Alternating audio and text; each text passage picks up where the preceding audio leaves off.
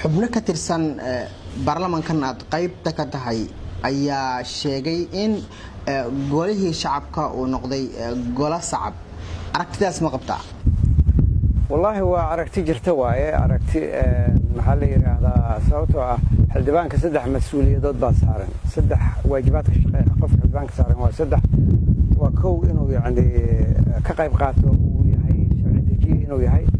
waa laba oo waxa weeye inuu yacni masalaad uu u sameeyo maxaa la yiraahdaa dadkii soo deegaankii laga soo doortay shacabka Soomaaliyeed inuu masalo waa saddex waa inuu korjoogteen ku sameeyo xukuumadda waxaa muuqata marka midii ahayd oo ugu muhiimsanayd oo ah korjoogteen in xukuumadda lagu sameeyo inay meesha ka bixi rabto haddii ay arrintaas meesha ka baxdana dee sida ay dadka aragtidooda qaarkood ay ku tilmaameen in la yiraahdo waa golo sacab waxay noqonaysaa yacni tilmaan ama sifo u yeelan kara baarlamaanka iyo xildhibaanada waxa kaliya oo yacni lagaga bixi karo meeshaas iyo arrimahaas yacni shacabka aragtidooda in wax laga bedelno waxay tahay inay xildhibaanadu ay noqdaan xildhibaanadii la soo dhaariyay u soo dhaartay inay shacabka masalaan shacabka haddaysan masalan aysan masalaada meesha ka baxdane oo aysan xukuumadda la xisaabtamin yacni waxa imaanaya waxa waa in lagugu sifeeyo inaad tahay golo sacab inaad noqoto markaas waxaad ka tirsan tahay guddiga amniga ee baarlamaanka jamhuuriyadda federaalka Soomaaliya horena waxaad u ahayd wasiirkii amniga markaad eegto xaaladda amni ee Muqdisho iyo sida ay wax u dhacayaan bal aragtidaada in la wadaag amniga guud ee wadanka horta waa la wada soconaa inuusan amniga uusan wada gaarin wadanka oo dhan sida socotana waxaa maamul goboleedyada ayaga ayaa badanaa amnigooda haysto inta badan maamul goboleedyada naftooda meelaha ka taliyaan waa meelo magaalooyin ah magaalooyinkana jidad baa isku xiran waxaa la yiraahdaa main supply routes la yiraahdaa oo loo baahan yahay magaalo markaa ka soo baxaysa magaalo kale inaad tagaysa inaad nabad ku tagi karto marka magaalooyinka kaliya laga taliyaa baadiyihii iyo jidadkii isku xiraya magaalooyinka wax ka taliya mala waxa ka taliya waa shabaab wadanka amnigiisa guud markaan ka hadalna waay oo amniga guud waa sidaas waxaa soo haray caasimadda Muqdisho amnigeeda sidoo yahay sababtoo ah amniga wadanka waxa lagu qiimeyn karaa sida uu yahay caasimadda amnigeeda sida uu noqdo ayaa lagu qiimeyn karaa waxaan ognahay amniga magaalada Muqdisho inuu faraha ka baxay inaan la isku haleyn karin amniga shacabka Soomaaliyeed ay haystaan waa amni rabbaani ah dhinaca rabbiga ka socdo oo ay dadka isaga badbaadsan yihiin ma ogi amni ay dawladda sugtay oo ay ummadda ku badbaadinayso oo amniga shacabka ay ku ilaalinayso ma jiro waxa kaliya amni loo sugo waxa waaye waa aragteen jidad baa la xiraa waxa loo xiraa waxa waaye waa meelaha xarumaha dawladda institutionska dawliga ee meelaha ay ka dhisan yihiin laga soo bilaabo sayidka ilaa ay maxaa la yiraahdaa bila Soomaaliya ilaa tiyaatarka doonahaas kaliya xiran waxaa la rabaa amniga markaan ka hadlayno amni shacabaan ka hadlaynaa haddii aan ka hadlayno amnigaas xitaa midka ay hadda ay ka shaqaynayaan oo ahaa amniga ahaa inay sugaan siyaasiyiinta iyo dadka dawladda u shaqeeyo asaga naftiisa waa lagu feelgaroobo yani waa ujeedaa inta xildhibaan inta wasiiro oo la dilay qaraxyada sidooda bay u socdaan marka dareenkayga amni waxaan rabaa inaan u sheego shacabka Soomaaliyeed inuusan wax amniga oo la isku haleyn karo inaysan jirin shacabkana ayaga inay amnigooda ay ilaashadaan sababta amniga waa mas'uuliyad wadareed waa la wada leeyahay amnigu inay ka qayb qaataan waa loo baahan yahay ayagana kooda ay ilaashadaan laakiin inaysan wax isku haleyna oo dhinaca xukuumadda iyo dhinaca dawladda inay amnigooda sugto inaysan jirin inaan yacni dareenkan qaba dareenkaas waaye fariinta aan rabay inuu gudbiyana waa fariinta shacabka Soomaaliyeed maxaad is leedahay waa laga gaabiyay meelo badan laga gaabiyay horta maxaa la yiraahdaa shabaab oo weerar lagu qaado goorma ugu dambeysay labadii sano oo maxamed cabdullaahi farmaajo halkan joogay shabaab weerar ma lagu qaadin nasiib wanaag waxaa la helay in diyaarada Mareykanka ay duqeysmo ku haayaan shabaab meelihii ay ku dhuumeelaysanayeen inay yani aad ay u duqeeyaan yani waxay ahayd fursad qaali ahayd oo la rabay in laga faa'iideysto oo weeraradii la sii kordhiyo si intii ka soo baxsatay oo rabtay inay magaalada soo gasho looga hortago ma aysan dhicin waxaa dhacay shabaabkii inay si xoog leh ay uga soo baxaan meelihii ay ku jireen in magaalada Xamar ay soo galaan midda koobaad waa midaas midda labaad waxaa waaye shabaab markaa la dagaalamaysa waxaa lagula dagaalamaa xog iyo sirdoon sax ah. hay-adda sirdoon nabadsugadda iyo sirdoonka meesha way ka baxday, hay-ad jirta ma aha, waa la baabiyey sida shacabka soomaaliyeed ay la wada socdaan. marka xog iyo sir yacni la ururiyey oo lagu duulaan tago oo cadowga lagu beegsado oo meeshay ku soo socdaan laga war helo oo qaraxyada ay abaabulayaan looga helo, meesha way ka baxday. midda saddexaadna waxaa waaye ciidamada amisom naftooda way iska fadhiyaan oo magaalada xamar iyo maamul goboleed meelaha magaalooyinka ay yacni ay joogaan keliya wax weerar ah oo ay qaadaan ma jirto. marka amisom lacag badan bay UN ku bixisa in lala xisaabtamo oo la yiraahdo aaway yacni operationskii offensiveka ahaa ama weerarada ahaa oo shabaab lagu qaadaya aaway oo loo baahnaa in yacni lagu yareeyo maxaa la yidhaahdaa weerarada shabaab. marka waxaa soo baxday dowlad difaac uga jirto magaalada xamar dhexdeeda, aragti midaysan aan ka lahayn amniga sida loo sugo, istiraatiijiyo iyo siyaasad amniga wax looga qabana aan lahayn. guud ahaan marka xaaladda guud yacni waxyaabaha keena amniga inuu faraha ka baxo waa waxyaabahaas waaye. xaggee wax laga bedeli karaa? wallaahi dee inta waxyaabada aan sheegayba waa lagu bilaabi karaa. kow waxaa lagu bilaabi karaa maxaa la yidhaahdaa weeraro in lagu qaado amisom, in lagu qaado shabaab oo ay ku qaadayaan amisom iyo ciidamada militariga soomaaliyeed inay ku qaadaan, in xog iyo sir la helo, in ciidamada la dagaalamaya shabaabka in loo dhammaystiro makaaniyaadka u baahan yihiin, agabka ciidan ay u baahan yihiin, logisticska ay u baahan yihiin. maanta waa arkaysa ciidamadii militariga yacni ku jiray furumaha difaaca oo fadhiyey oo shabaab celinaya, waa ogtahay inay isaga soo baxeen mishaar la'aan, cunto la'aan ay uga soo baxeen. marka waxyaabahaas oo dhan oo yacni wax sahlan ma aha. amniga Soomaaliya, budgetka Soomaaliya dowladda nus waxaa lagu bixiyaa amniga. haddana waa arkaysaa sidii hay-adaha maxaa la yidhaahdaa UN-ka iyo hay-adaha caalamiga meesha ugu badan oo ay lacagta geliyaan waa amniga. booliiska Soomaaliyeed 7,500 oo ka mida mishaaraadkooda waxaa bixisa EU-da bixiso. militariga waa 24,000 oo Soomaali, 24,000 waa ciidamada sida ay yacni tirakoobka la haysto. 12,500 ka mida waxaa mishaaraad siiya Maraykanka. yacni ayadoo saas leeyahay haddana amnigii inuu ku soo aruuro villa Soomaaliya iyo sayidka inta u dhaxayso oo weliba qaraxyadii ay ka dhacayaan wax laga xumaado waayo. muddo dalka ma lahan taliya nabad sugid, maxaa ugu wacan? taliya nabad sugid ma laha waddanka, waxyaabo badan aan jirin. wasiiro yacni waxaa jiro xukuumadda iska bannaan muddo 4 bilood 5 bilooda. yacni haddii yacni laga leeyahay muhiimad iyo in yacni dowladnimadii inay hore u sii socoto, wasaarada waxaan ognahay iska bannaan ilaa muddo. taliyaha nabad sugidda wuxuu bannaanaa laga bilaabo August sanadkii lasoo dhaafay ilaa hadda waxaan u malaynaa waa 8 bilood taliya la'aan waaye. taliya ku-xigeenka oo weliba actin ah maxaa la yidhahdaa Fahad Yaasiin maba joogaba waddanka, Nairobi uu u badan yahay u malaynaa. meeshaan laguma arko, xamar yaa ku arkay, cid ku aragta ma jirto. cid yacni asoo yacni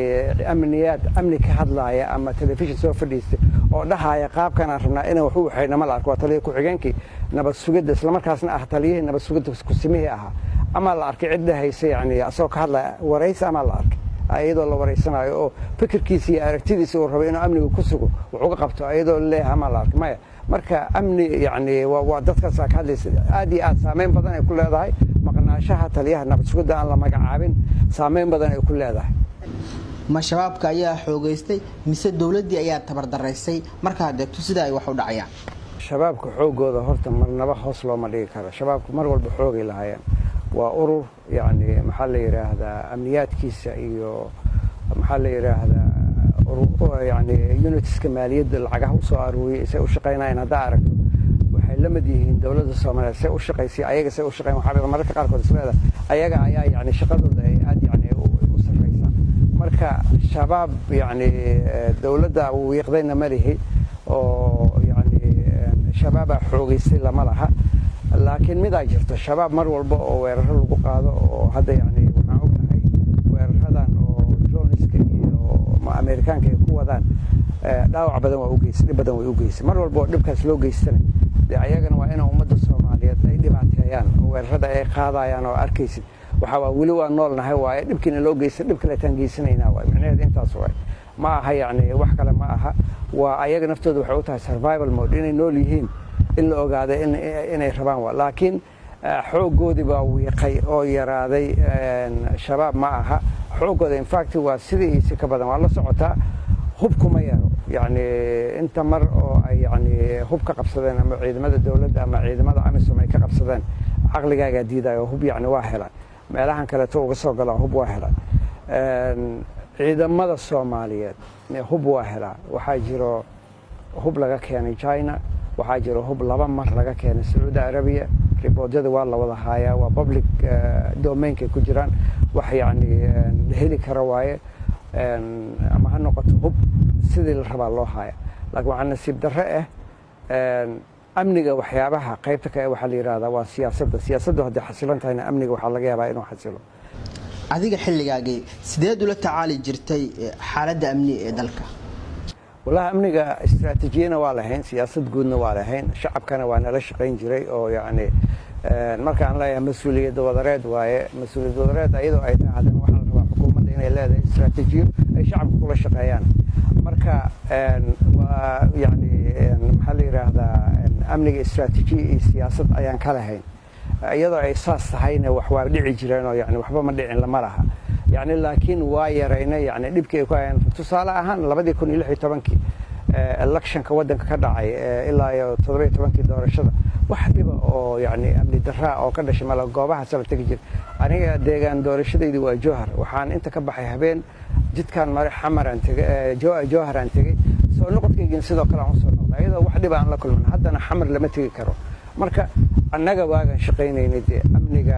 ahmiyadda koobaad oo ahaa ahmiyaddaasina uma laha xukuumadda hadda jirtay dowladda wada shaqayn nuucee ah ayaad aaminsan tahay inay ka dhaxayso laamaha amniga ee dowladda federaalka Soomaaliya wallahi ayaga la weydiinaa su'aashaas ma aqaano in wax wada shaqayn ay ka dhaxayso hay'adaha amniga in kaleeto hay'adda nabad sugidda waa la baabi'iyay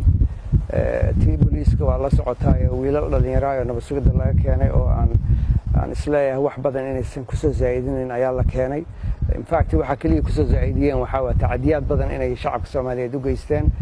inaan yani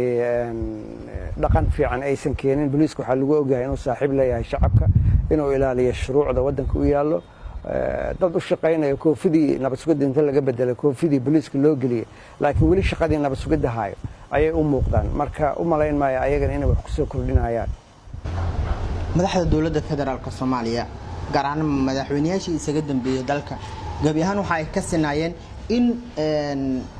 dagaalamayaasha al-shabaab xafis ay u fidiyaan xafiskaasi loo fidinayay dagaalamayaasha al-shabaab ee madaxda kala dambeysay ay u fidinayeen waxaa jiray dagaalamayaal ka tirsan al-shabaab oo la sheegay in dowladda Soomaaliya ay isku soo dhiibeen aragtidaada raggaas dowladda isku soo dhiibay ma waxay yihiin kuwa bulshadoodii ku milmay oo dadkoodii wax la qaybsaday mise waxa ay yihiin kuwa qalalaasa iyo dhibaato dalka ka abuuray aniga markaan joogay dad badan cafiskaas waa fidi jirnay dad badan oo defectors oo ka soo baxsaday oo noo yimidna waa jiraan dadku waa kala qaybsan yihiin qaarna waxaa la yidhaahdaa waa low level defectors la yidhaahdaayo waa shabaab dadka askarta ah oo yani culays badan aan lahayn oo raba laakiin inay meesha ka soo baxsadaan qaar badan oo ka soo baxsada waa jiraan qolooyinkaas waxaa la geeyaa meelaha rehabilitationka oo yani ay ka mid tahay Serendi meelahaasaan geyn jirnay qolo waxaa jira iyagana la yiraahdo mid level ama levelka u dhaxeeyo qoladaas iyo qolada ugu sareyso ayagana waxa waaye waa hay'adaha amniga nabad sugidda iyo ay la shaqeyn jireen si ay yani wali xogtii la heli jiray ay wali ay u bixiyaan si ay yani information uga helno qolana waa qolada ugu sareyso oo ka tirsan maxaa la yiraahdaa madaxda shabaab waxaa kamid ahaa dadkii soo dhiibay waagaas maxaa la yiraahdaa Zakariya kamid ahaa waxaa kamid ahaa Xasan Daahir Awees oo diiday inuu ka tanaasulo fikirkiisii oo ilaa hadda aan meel ku hayno marka maxaa la yiraahdaa waxaa la rabaa inay tusaale u noqdaan dadka kale oo isu soo dhiibay laakiin nasiib darro waxaan ognahay Mukhtaar Roobow markuu isu soo dhiibay in si bini aadamnimo aan loola macaamilin in si xun loola macaamulay oo yani xitaa yani isagoo yani inuu ilaa hadda uu xiran yahay sabab uu u xiran yahayna aan la garanayno. xasan daahir aweys dowladii adiga aad qaybta ka ahayd xabsi guri ka dhigtay meel gaar ah qoys mukhtaar roobo farqiga u dhaxayn kara laba u dhaxaysa. mukhtaar roobo wuxuu yani ka tanaasulay fikirkii maxaa la dhahaa xagjirnimada ee shabaab uu ka tanaasulay. mukhtaar roobo waa aragteen asagoo yani dowladda la shaqaynayo asagoo basaboort diblomatic in la siiyey oo xishka tegey yani fikirkiibuu ka tanaasulay. laakiin xasan daahir aweys fikirkii xagjirnimada weli kama tanaasulin weli fikirkii u haystaa. saasaa waxay keentay isagana inuu xabsi guri ku jiro ninkaana uu bannaanka u joogo. laakiin waxaa taas ka daran dee ninkii bannaanka joogay oo ay la rabay inuu tusaale u noqdo kuwa kaleetee rabay inay isa soo dhiibaan in asagii la xiray xurriyaddiina laga qaaday sabab la-aanna uu u xiran yahay maanta. dagaalka shabaab ma lagu xallin karaa wada hadal? waxa ugu fiican oo lagu xallin kara waxaan isleeyahay waa wada hadal. fiiri talibanka iyo ka dagaalamo afghanistan weerarkan soomaaliya lagu haayo weerar ka badan ciidan ka badan maxaa la yidhaahdaa hub ka badan ayuu maraykanka la tegey wuu ka adkaan waayo weli dhibkii waa sii socdaa. hadda 2 usbuuc ka hor waxaa bilowday wadahadal bil ka hor ba aan dhaho wadahadalaa bilowday. wadahadalkaas yaa waa cidda oo sponsor garaysay oo hogaaminaysa waa maraykanka. wuu arkay inaan yani wax kale lagu yani hal kale tuusan jirin badanaa yani ama inaad ciddii aad kaga adkaato ciidan military aad u jibiso oo aad qabato oo awooddaada aad bannaan keentana waa wax la gartay. laakiin haddaa ka adkaan weyso shabaab waxaa lala dagaalamaya 2007 ilaa iyo hadda ayaa lala dagaalamaya waa 12 sano ilaa iyo haddana yani dhibaatada maalin walba ay geysanayaan waa sii badanay. halka keliya aniga aan arko oo aan isleeyahay wax waa lagu xallin karaa yani malihi dagaalka lagu wada hala joojiye malihi dagaalka waa lagu sii wada laakiin in la raadiye xal wada hadal ayuu ku jiraa yani in wadankan sababtoo ah ummadayna ku dhamaanaysa haddii aan sida aan hadda aan ku sii socono Soomaaliya ku dhamaanaysa. ma isku dayday intii aad ahayd wasiirka amniga ee dowladda federaalka Soomaaliya in dowladda Soomaaliya iyo al-shabaab wada hadallo ay dhex maraan? waa tijaabiyey wada hadal aan la bilaabnay warqadaan isdhaafsanay qolooyinka UN-ka ah ayaa qayb nagala ahaa markii dambe aan soo gelinay meel fiican ay maraayeen. waxaan ku wareejinay xogtaas iyo warkaasba aniga waxaan ku wareejiyey madaxweyne maxamed cabdullaahi farmaajo waa u sheegay meeshay wax maraayaan dadkan wada hadalaan noo socda meel fiican ay maraayaan wada hadalka meesha laga sii wado mas-uuliyadda ayagay saaran tahay marka inay sii wadaan. laakiin annaga wixii caawinaada iyo meeshay wax noo maraayaan haddii looga baahdo mar walba diyaaraan u nahay inaan yani aan la wadaagno. yaa qaadaya mas-uuliyadda dadka iyo hantida ku baaba'aysa qaraxyada ka dhacaya Muqdisho? wallaahi dee waxaa waaye waxaa qaadaya waa xukuumadda iyo mas-uuliyiinta hadda yani xukunka haysta ayaa qaadaya mas-uuliyaddaas. maxaa la yidhahdaa waxaan la soconaa madaxweyne maxamed cabdullaahi farmaajo markii uu kambeynka ku jiray inuu yidhi al-shabaab 2 sano aan ku dhammayna yani fiiri waxaa la rabaa qofka siyaasiga ah ballama uusan samayn karin inuu qaado looma baahno sababtoo credibility-gaagana wuu ku baaba'ayaa adigana dadka yani beenlow inay tahay ku arkayaan. madaxweynaha markuu yimid uu baarlamaanka joogo wuxuu yidhi 2 sano shabaab oo kambeynka ku jiro 2 sano ayaan shabaab kusoo afjaraya. wuxuu yidhi ciddii la dilo waxaan siinayaa ciddii soo sheegto qarax shabaab $100,000 aan siinayaa. wuxuu yidhi hantidii la burburiye waa dhisaya. wuxuu yidhi ciddii yani dhaawac ka soo gaaro yani daaweyn baan u waxaynayaa. intii oo dhan intaas waa ballanqaadyo yani qofka bini aadanka yani waxaa la rabaa ballan hadduu galay inuu fuliyaa la rabaa. ballanqaadyo aad u waaweyn waaye hal xaba uu ka fuliyeyna ma jiro. in fact waxaa qaraxii Oktoobar 14kiisii dad ka badan 600 oo qofood ayaa ku dhaawacantay hal qof oo dawladda ay wax u qabatayna ma jiro. kusimaha hay-adda nabad sugidda ahna taliya ku-xigeenka hay-adda nabad sugidda iyo sirdoonka qaranka waa wariye aan weligii amniga ka shaqayn. ma is leedahay magacaabadiisa waa lagu degdegay? wallaahi waa lagu degdegay ma ahe yani waxaa ogtaa u malaynaa isaga keliya ma aha meelo badan oo waxaa jira dad aan u qalmin yani shaqada ama khibrad aan u lahayn ama aqoon aan u lahayn loo wada dhiibay oo aan wada ognahay yani dadaan yani waxba aan ku soo kordhin karin loo dhiibay. mar raba aniga inaan magacaabo laakiin tayada dadka xukuumadda la shaqeeyo dad tayadooda ay fiican tahay ma aha. dad ayaa aaminsan in dilalka qorshaysan ee muqdisho ka dhaca keliya aanay ku lug lahayn al-shabaab. fakarka adigu ma qabtaa? wallaahi dee macnuhu saas lama aha. fiiri waxyaabo waa jiraan oo dad isku caano qabiil iyo maxaa la yidhaahdaa dad lacaga isku haysta iyo oo yani mararka qaarkood dilamo yani saas isku dila waa jiraan. laakiin shaqadan oo qaraxyadan la abaabulayo oo meelaha la gelinayo oo yani shacabka Soomaaliyeed lagu bartilmaameysanayo anigu waxaan qabaa shaqo shabaab inay tahay aysan ahayn shaqo kaleeto. qof la dilay iyo waa looga shakin karaa qof aan shabaab ahayn inuu dilo waana dhacdaa mararka qaarkood. laakiin waxyaabaha ka socda magaalada gaar ahaan yani bilihii ugu dambeeyay ma aha wax oo yani dadaan shabaab ahayn ay geysteen ma aha. ma aaminsan. xubno ka tirsan dowladda federaalka Soomaaliya ayaa waxay kugu soo eedeeyeen intii aad ahayd wasiirkii amniga ee dowladda Soomaaliya in shirkado aad saami ku leedahay aad siisay qandaraasyo. arrinkii waa aad beenisay. dacwadii halkee ku dambeysay? de waxaan raad lahayn marka la keeno qofka bini aadanka dacwada horta waxa waday ninka wada waa Fahad Yaasiin waaye taliye ku xigeenka nabad sugidda haddana ah kusimaha oo waxyaabaha dhibaatada ugu badan oo wadanka ka socdan ninka wada asaga waaye. dhibaato dhib aan asaga ahayna meeshaan ma jiro runtii. ninka waxaas abaabulayna waa asaga. marka qandaraaskaas uu igu soo eedeeyay qandaraasaan anigu bixiyay ma ahayn qandaraas wasaaradda maaliyadda ay bixisay ahayd. waqtigu ugu soo eedeeyayna August ahayd. waana yani ilaa hadda wixii ka dambeeyana waa la iska aamuso waxa loo socday markii aan sheego waxaan sheegay qofka qandaraaska haystay rabeen inay qandaraas ka qaateen waana ka qaateen sida wararkay ugu soo gaarayaan. wixii dheeraada oo intaas ka baxsan waxa la weydiinaa maxaa la yiraahdaa auditor generalka la weydiinaa asaga yani arrintaas baaray asaga wax ku soo waayay hay'adii qandaraaska la siyaasada wax ku soo waayay. wasaaradda maaliyadda ayadaa qiratay inay way bixisay qandaraaskan ay bixiyeen. marka waxaan u arkay ewalna waxay ahayd arrin siyaasadaysan la rabay aniga in yani reputationkayga iyo yani maxaa la yiraahdaa sharafteyda wax loogu dhimo.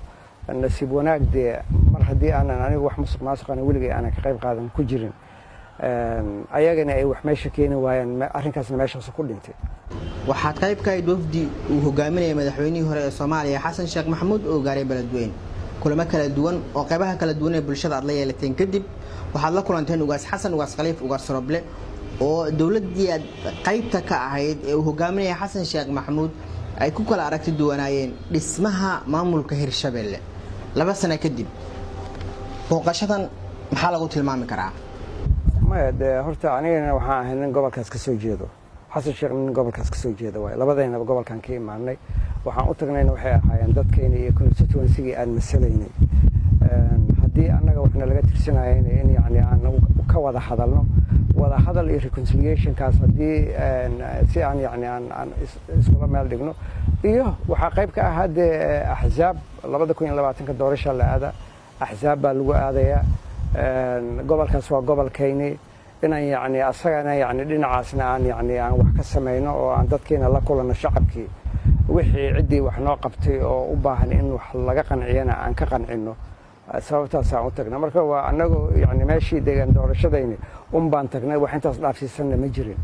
waxaa jiray warar soo baxayay oo sheegayay in xisbiga aad qaybta ka tahay ee midowga nabadda iyo horumarka lacag ku dhow 1 milyan oo dollar ay u geeyeen ciidamada gadoodsan ee ku sugan duleedka Balcad ee furmaha dagaalka ka soo gaduuday. wararkaas maxaa ka jira? arrinkaas sidaad adiga uga aragtay meelaha baraha bulshada waa ku arkay iyadoo lagu soo qoray laakiin wax xaqiiqa ka jira ma laha. waa iska been waaye waxba ma umaleynay. yani ciidanka waa taageersan lahay. waxaan u sameynayna waa advocacy in mishaaraadkooda ay helaan. waxaan u sameynayna oo kale advocacy ah inay yani raashinkooda ay helaan. waxaa kaleeto advocacy ugu sameynayna in agabka u baahan yihiin si ay difaaca u galaan ay helaan. waajibaadka iyo mishaaraadkooda laakiin dawladdu saaran yahay. dawladda laga rabaa inay meeshaas bixiso. wixii tabarucaad oo laga geysan kara waxaan qabaa in laga geysto oo shacabka ay ka geystaan axsaabta haddii ka geysan karta inay ka geystaan laakiin aniga xog aan ogahay oo xisbiga inuu lacag bixiyey oo uu siiyey ugu tabarucay ma jiro waa wax fiican laakiin haddii loogu tabaruci lahaa fahamsanahay dad badan ayaa aaminsan in xildhibaanada qaybta ka ah xisbiga midowga nabadda iyo horumarka intooda badan ay ku soo baxeen musuq doorashadii qabsoontay 2016 laba sano kadib maxaa jawaab ah oo arrinkaas aad ka bixinaysaa waxaa waaye xildhibaanaha hadduu qofka musuqmaasuq hadduu kusoo baxo musuqmaasuqa soomaha waxaan diidanahay waxaan leenahay hal cod iyo qof hal la tago si musuqmaasuq uu istaagabo bulsho dhan deegaan dhan oo 20 kun 30 kun xisbi markaa ugu tagto ma lacagaa siin kartaa ma musuqmaasuqi kartaa lacag ma siin karti soomaa waxa aan leenahay waxaa waaye annaga haddii shalay wax markaan joognay annaga oo xukunka aan joognay waxaa lagu yimid xildhibaanadii ka horreeyay 2012 waxay ku yimideen hal qof oo nabadoon oo soo xulayay oo yacni laaluush la siin karay lacag la siin karay waa laga soo tegey waxaan keennay wax la yidhaahdo enhanced legitimacy war oday keliya yacni kuma filnee ha la kordhiyo waxaan oo yacni waxaa la gaaray in beeshii qofka uu ka dhashay 51 qofood ay soo doorato oo tiro ahaan 14,600 oo qofood waddanka ay ka soo doortaan waxaan gaarsiinay in sharcigii oo markaas aan oolin oo sharcigii doorashooyinka maxaa la yidhaha sharciga doorashooyinka guddigii doorashooyinka oo aanan jirin inaan waxayno in shuruucdii kaleeto loo baahnaa aan diyaarino infrastructurekii loo baahnaa in lagu gaaro in la dhammaystiro ilaa hal cod iyo hal qof laga gaarayo waxaa laga rabaa infrastructureki maadaama aan u samaynay waxaa laga rabaa xukuumadda hadda joogtay madaxweyne maxamed cabdullaahi farmaajo waa u sahlantahay 4 sano ay haysteen hal cod iyo qof iyo cod waa la gaarsiin karaa haddii ay yidhaahdaan lama gaarsiin karna waxaan u aragnaa inay rabaan in musuqmaasuqii hore iyo in qaabab kaleeto in lagu noqdo oo aan anaga raalli u ahayn waxaan aaminsan mana yeeli doono extensionna ma yeeli doono dowladda waxa loogu daro aniga xildhibaanaan ahay ma raba in wax la igu daro oo la yidhaahdo waxaan rabaa inaan deegaankayga tago inaan dadkayga u tago in yacni aragtidayda iyo fikirkayga iyo xisbiga aan ka tirsanahay waxa uu istaagan yahay in lagu soo doortaan rabaa laakiin ma doonayo in la yidhaahdo 2 sano xukuumadda loogu daro madaxweynaha loogu daro 2 sano baarlamaanka loogu daro annaga waa diidanahay taas axsaab 4 sano ayuu haystay maxamed cabdullaahi farmaajo wax ka dhinaana ma jirin sharciga doorashooyinka bisaa ka dhinaa inuu keeno asagana diyaar u ahaa ilaa iyo haddana waa la keeni la'aya marka waxaan rabnaa ummadda soomaaliya shacabka soomaaliya inuu u sheegno waddankan haddii la rabo dowladnimadiisa inay xoogaysato in hore loo socdo hal cod iyo hal qof iyo cod waa in ay dhacdaa 2020 wixii ka hooseeyo waxaan aaminsanahay dee in yacni dhib horle waddanka loo horseedayo ugu dambeyntii maxaad ugu baaqi lahayd bulshada ku daawanaysa shacabka soomaaliyeed waxaan u dirayaa dad badanaa waxay yidhaahdaan maxaa la yidhaahdaa dowladdii waa daciiftay dad badan baa waxay yidhaahdaan dowladda wax ma qabanayso dad badan baa waxay yidhaahdaan mucaaradkaa hortaagan waxaan rabaa shacabka soomaaliyeed horta inuu u sheego adduunka maanta axsaab baa ka jirto axsaabtana waxaa waa fikirka xisbiga xukunka haayo fikir kaga duwan waa inuu jiraa waa in yacni qaladaad markay sameeyaan aan la qaban kara horta xisbiyada mucaaradka waxay u taagan yihiin waa inay yacni danaha shacabka soomaaliyeed u taagan yihiin kow waxaa kaleetoon rabaa arrinta amniga inaan ka hadlo shacabka soomaaliyeed waxaan rabaa inay amniga qayb ka noqdaan inay taageeraan hay-adaha amniga ay la shaqeeyaan inay yacni ayagana keliya aysan isku hadlaynin ayaga naftooda amniga ay sugtaan inay foojignaadaanna waa laga rabaa yacni shabaab waxaa waaye haddii meelaha dowladda keliya ay iyadu xirato waxay u noqon doonaan waa meelihii shacabka marka shacabkana inay foojignaadaan xaafadaha ay isabaabulaan amnigoodana ay ka fikiraan waa la rabaa waxaa kaleetoon ugu baaqayaa shacabka waa 2020 waxaa la rabaa inaad xuquuqdiina heshiin oo xuquuqdaas waxaa ka mid ah waajibaadka dastuurkooda siinaa inaad codka aad bixisaan aad qof ku soo doorataan dowladdana legitimacy ama sharci inay hesho dowlad sharci ku fadhisa inay noqoto legitimacy ay helaysaa marka leeyahay waa inay legitimacygaas ka heshaa shacabkeeda ma aha inay ka hesho international community inay ka hesho ma aha in dad lasoo magacaabay in mar walba meesha loo keeno laakiin shacabka soomaaliyeed inay ka fikiraan inay ka qayb qaataan doodaha lagaga hadlayo doorasho inay ayagu wax doortaan inay dowladda ku dhiirigeliyaan wax ka yarna aan la yeelin waxaan doorasho ahayn wax ka yar inaan la yeelina qaba aniga daawadayaalkaasi waxa uu ahaa wasiirkii hore ee wasaaradda amniga cabdirisaaq cumar ahna mudane ka tirsan baarlamaanka jamhuuriyadda federaalk Soomaaliya inta waraysi noocan oo kale aan ku kulmi doono sidaas nabadgelyo amaan Allah